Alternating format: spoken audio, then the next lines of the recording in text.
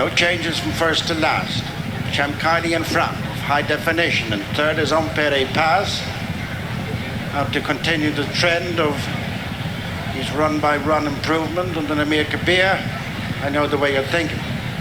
Downhill they go to the flight just outside halfway.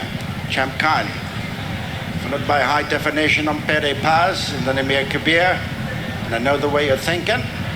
Over this flight, Champ Kylie, Novice in third, was the favorite. Impaire Et Passe. They're about to turn into the back straight with 5 flights left to jump. And the Alanna Homes Champion Novice Hurdle, Champ Kylie, reeled in by High Definition, is now within a length and a half. 5 lengths to Impaire Et Passe, then Amir Kabir. And lastly, I know the way you're thinking. Down the back they go to the first of 2. Champ Kylie, who jumped off to make the running.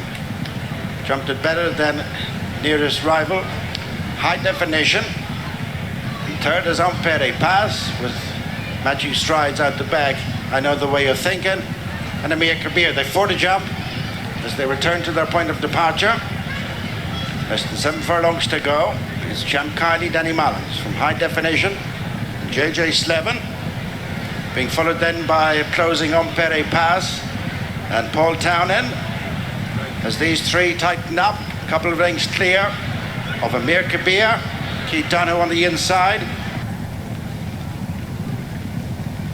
I know the way you're thinking remains last of the 5. 3 to jump. Champ Kylie, reeled in by High Definition, who's now on terms.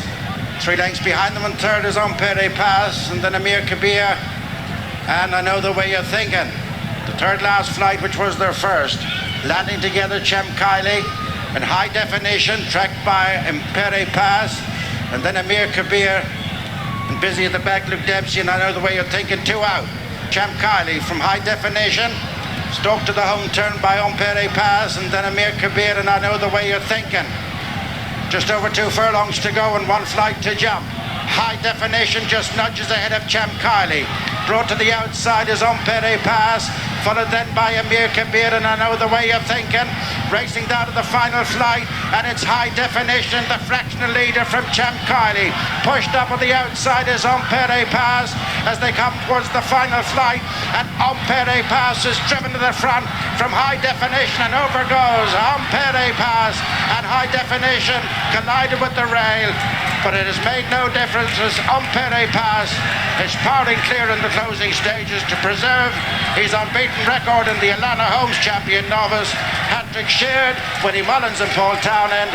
Second, High Definition, Champ Kylie in third. It is indeed another one for Willie Mullins and Paul Townend. Impaire Et Passe, the 3-to-1 on favourite, has won. And you know what, Don? I think he's won despite being nowhere near his best. I didn't think he travelled with the same fluency as he did at Cheltenham. Paul was just nudging him along at times and had to slap him down the shoulder a bit to just go onto the heels of High Definition and his stablemate Champ Kylie. But it's that old cliche, isn't it? The good teams, the good horses, they win when they're not at their best. Yeah, winning ugly, or if that's a phrase. But yeah, look, he, even going past us here first time, Gary, he just had to, Paul Townend just had to give him a little bit of a squeeze going around the home, or around the turn away from us here. But as the race developed, he got stronger. Champ Kylie gave it a good go from the front. High Definition probably has improved for the better ground and the step up and trip to 2.5 miles.